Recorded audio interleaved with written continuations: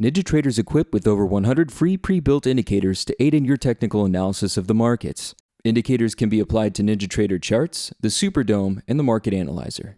The On-Balance Volume, or OBV indicator, was introduced by Joseph Granville in his 1963 book, Granville's New Key to Stock Market Profits.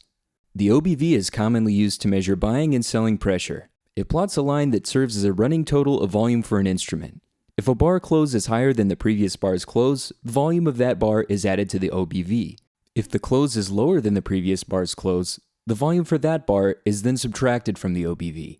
Granville suggested that volume precedes price, meaning that volume increases in non-trading markets could signal an upcoming move to the upside. He also suggested that a non-trading market with decreasing volume generally signals an upcoming move downward. Today, technical analysts use the OBV to establish trend confirmation, indicate reversal conditions, and provide clues about potential market moves with divergence. Taking a look at a daily chart, it's clear that the OBV can offer a confirmation of trending markets.